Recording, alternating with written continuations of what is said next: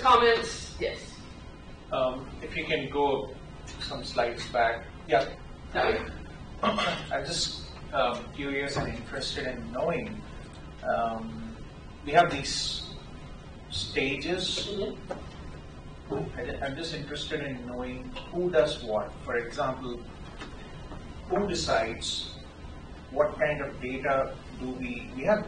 Somebody has framed this business question. The next phase would be a data understanding phase where it would, maybe I need point of sale data. So which role decides? So it depends on the company, right? Yep. So it really does. Because some people, the analytics team has access to all the data and they can cut out anybody. They just go get the data that they want. In some places, the analyst has to talk to the IT team and the IT team is going to get you the data. So you would have like, coming from boss down to IT or down to analytics team, research question. They're going to understand what data they need to answer the research question. You may farm out to IT to get the data. Come back here. You still may be in the data understanding phase. You may try to do the data prep phase, realize that, oh, what IT gave us wasn't what we want. Go back to the data understanding phase, go back to IT, get different data, come back, then get to the data prep phase. You try to model. The model didn't work because you didn't prep the data right. Go back to the data prep phase, fix something. And so that's why it's definitely a circular thing. Finally, model, then you evaluate. The evaluation didn't work. You made, like, whatever the model was. For some reason, the model didn't work. Maybe you didn't have the right data. You thought you had the right data. But after you got to the modeling, you're like, okay, this isn't what I need. I got to go back to the data understanding phase and go get more data or different data. And so it's totally a circular process. And depending on your organization, depends on how many people have to be involved in that. So yeah, hopefully the best idea is if you're the data scientist, you have access to all the things, and this is all of you. That rarely happens. Yeah. Question regarding the citation. One is an assignment, other is the quiz. So, for example, if you ask a question like, what are the V's of big data, and you say volume, variety, velocity, and veracity. In the quiz, do you still need to quote the source there? How does it work? That is an excellent question. So in a quiz, I would not expect you to quote your source, cite your source. Most of the time, because I'm going to tell you from your readings, what is this? From your readings, what is this? So if it's stuff that you're getting from the class, the lecture, and I'm quizzing you on it, there's no reason to cite it, because I know where you got the information from. Now, if you're on a quiz, you probably don't have enough time to do this, but if you were, and you decided to go out and Google an answer, and then bring it back, then you would want to cite it. Does that make sense? So 99% of the time on quizzes, you don't have to worry about citing things. The only time you'd have to worry about citing something is if you actually went out, got someone else's stuff, and brought it back to put on your quiz. Now in your assignments, that's different. Because your assignments, I'm asking you to go research and tell me, where did you get it from? But if that was from the class notes, do we still need to? If it's direct from the class notes, no. The only thing you need to cite, for me, is when it's external stuff. So if it's from the textbook, I don't really need it cited. But if you go and do any external research, cite it. If you're getting it from the Davenport article, so even though because it's not the textbook. So if you're getting it from articles, then cite it. But if you're getting it from the textbook, or if you're like, I took this from page 3 of Dr. Keeper's notes, no, you don't have to do that. But good, thank you for asking. But there's always a placeholder in quizzes where we can annotate and say that I got this. How do we cite? Right, so if it's a multiple choice question, then you just click the multiple choice and who cares where you got it from, right? If it's an essay question, then you'll have an essay box and then you could add a citation there if you wanted to, or if you needed to.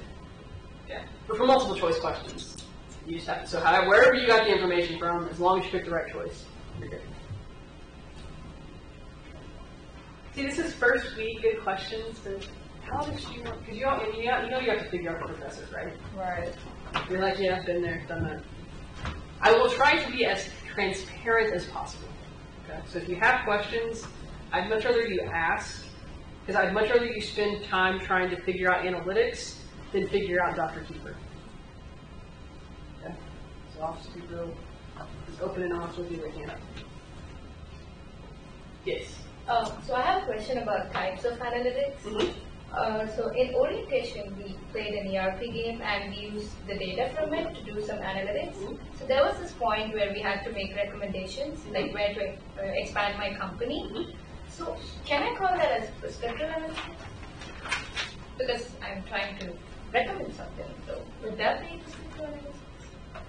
So for that situation, so for Mac students who weren't in the MIS orientation, we played a game. They got the data from the game, and then had to make recommendations. So I would still probably call that descriptive, just because you weren't forecasting anything, right? So you weren't predicting anything. You were just making a recommendation, and you weren't using the data and like doing a simulation to be like, well, if we, based on the buying patterns that we know, we tried a simulation and we simulated in these 3 different areas, and this one looks like it worked the best. So that would be prescriptive. You were really just saying, so we looked at descriptively what my company did over these 3 rounds, and over these 3 rounds, I'm going to use this information to make my next information. So instead of just going on your gut, you said, well, it looks like I sold the most in the West, and so I'm going to recommend going and expanding in the West. So it's still really descriptive. So what would be prescriptive? If you could give an example. Yeah, so the prescriptive idea on that one would be more the, how can I make this happen, right? So it would be more, like let's say we went and did some market research in all of the areas, and we found out that this market was very, very similar to ours. So now we're doing extra stuff. So we learned this, we know that we're selling the best here. Now we find the market that most closely matches where we're selling the best, and that's going to be a little bit more prescriptive.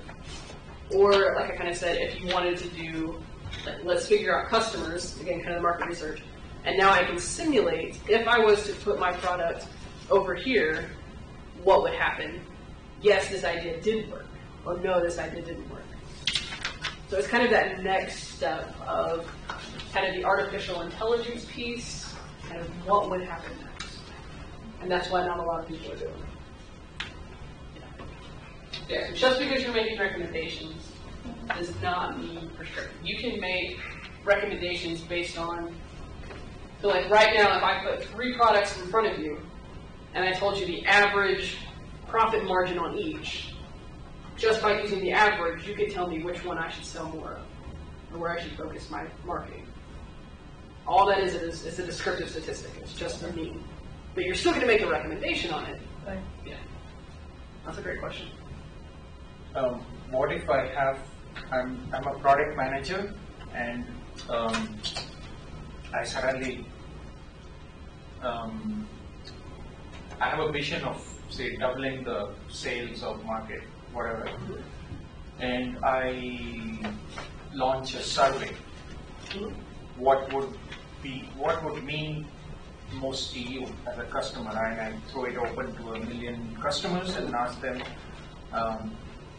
is the taste maybe different flavors, different packages, or the overall experience or promotions, something like that, a survey like that.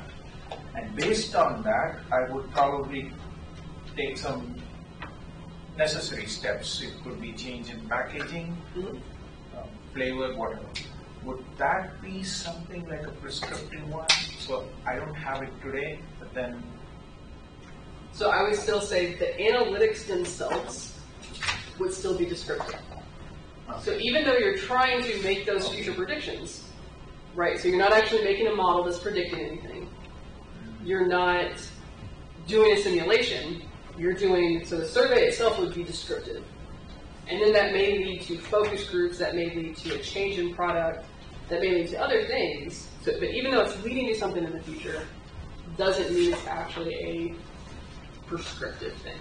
So which means that the essence of prescriptive model is to find out the factors which may not be there today, but which may influence the whole analysis. I mean, and this is where we would. So I know we are going. Right. Well, so two different things. Number one, as I'm doing my analytics, real world, I would never have to decide between is this descriptive or is this prescriptive, right? That's one. But if I give you a scenario on an exam or a quiz, then you would have to decide. So, to me, if it was in the academic situation, if you could back up your reasoning, you could probably argue for descriptive, potentially argue for prescriptive, right? Because if you just brought in that this is telling you why. One of the core components of prescriptive analytics is figuring out the why. And if that's the way you approach it, then you could argue that it is prescriptive analytics. If I look at, you just gave me a survey with some data and I'm going to make some decisions on it, it's descriptive. So it can kind of be the intent behind it. Does that make sense? Yep. So there isn't just like, if it's statistical hypotheses, then it's descriptive, and if it's data mining, it's kind of just kind of a loose idea of what different types of analytics are. Oh, wait. I'm so used to class being out at 11:30, not 11:20. So, in 2 minutes, you ready for this? Lesson 1 highlights. Statistics versus analytics. We already talked about this. Yay. Scales of measurement. We will talk about this more next week. However, wink, wink, might be something you want to read before Wednesday. Okay. Data breaks down into categorical and quantitative. Categorical can break down to nominal. Order doesn't matter. Ordinal, order matters. Data breaks down into quantitative, that's the numbers. Breaks down into interval, there's no absolute zero. And ratio, there is an absolute zero. All of that information is on the next 2 slides.